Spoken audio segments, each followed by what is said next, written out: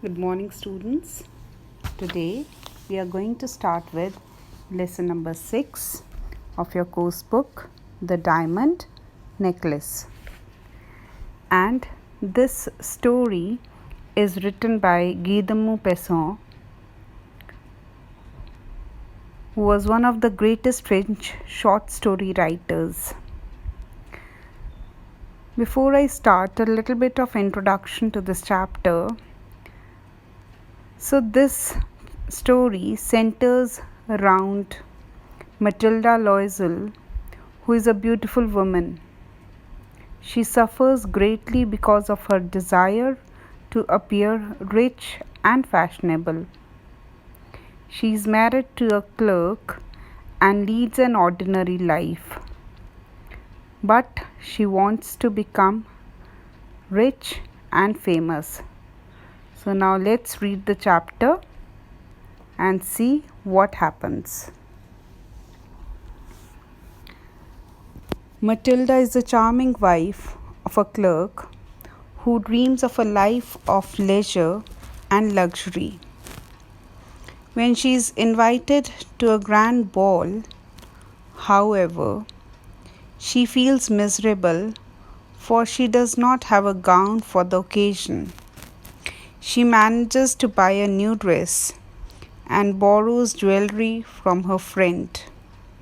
However, fate seems to have other plans in store for her.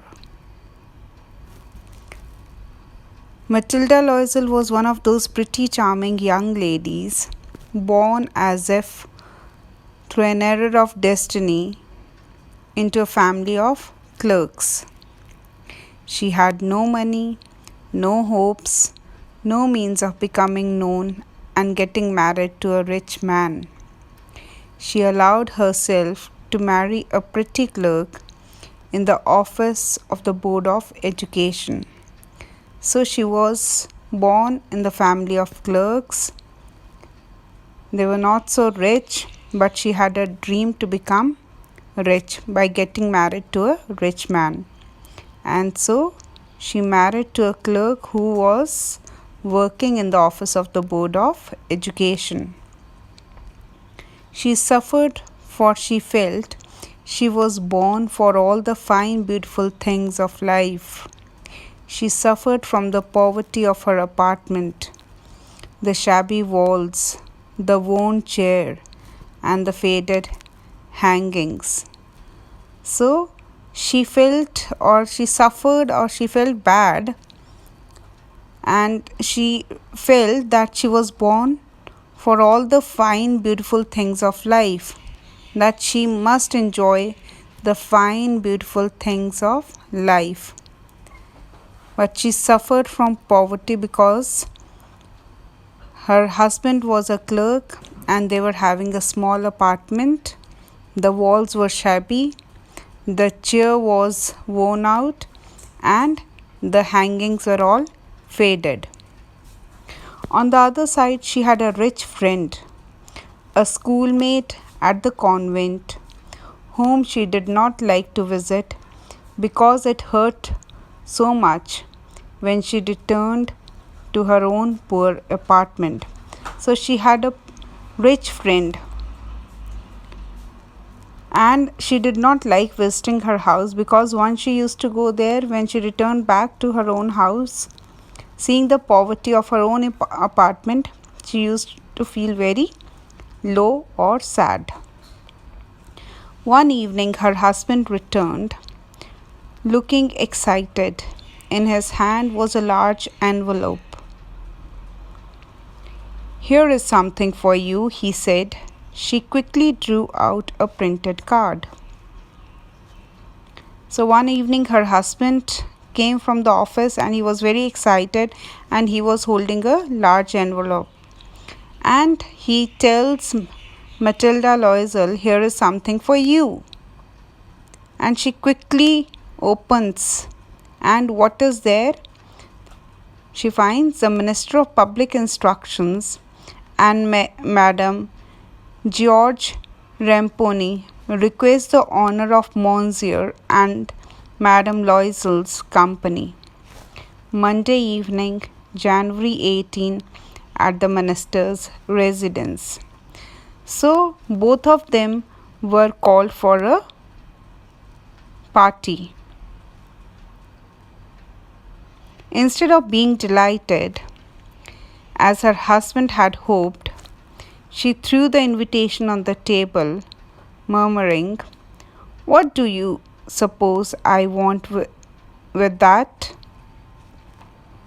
So instead of being happy, which her husband had thought of, that she would be happy and delighted to receive the invitation, she says that, "What do you want that I should do with it?" "But my dear, I thought it would make you happy. You never go out. This is a grand occasion." So he said that, "I thought that you would be happy because you never go out, and this would be a great opportunity for you to move out and meet people." She looked at him with an irritated eye and said,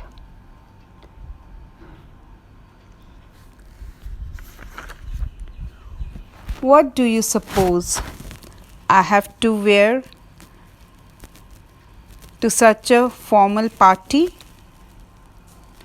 So she says that, "What do you want me to wear in such a formal party, since I don't have?" He had not thought of that and stammered, "Why, the dress you wear when you go to the theatre, it seems very pretty to me." He fell silent, upset at the sight of his wife weeping. So he had not thought about it, and he just spoke uncertainly that, "You have the dress which you wear when we go to the theatre, and you look very pretty in that dress." And he kept silent, or he also felt upset because Matilda Loisel was weeping. "Let us see, Matilda, how much would a suitable dress cost? Something simple?" "I cannot tell exactly, but 400 francs. Francs is a currency of France. So 400 francs ought to cover it," she said. "Very well. I will give you 400 francs. The day of the ball approached, and Madame Loisel seemed sad and anxious. Her husband said to her, "What is the matter with you?" And she responded, "I am upset because I don't have a jewel to adorn myself with." So, when the husband saw that Matilda Loisel was weeping, so he said that, "Okay, let me see and let me find out that, tell me how much the dress costs." So she said that it cost roughly about 400 francs, only a simple one. So he says that, "Okay, I'll give you 400 francs, you go and buy it." And she buys the dress. But once she buys the dress, the other problem starts. And what is it? That she says that she is not having any jewelry to adorn herself with. Then her husband cried out, "How stupid we are! Go and ask your friend Madame Forestier to lend you her jewels." So he simply cried out and said that, "Your friend is also there. You just go to her, Madame Forestier, and she can lend you her jewelry." The next day, she took herself to the friend's house and related her story of distress. Madame Forestier took out a large jewel case, opened it, and said, "Choose, my dear." So, the next day she went to her friend and told everything about her misery.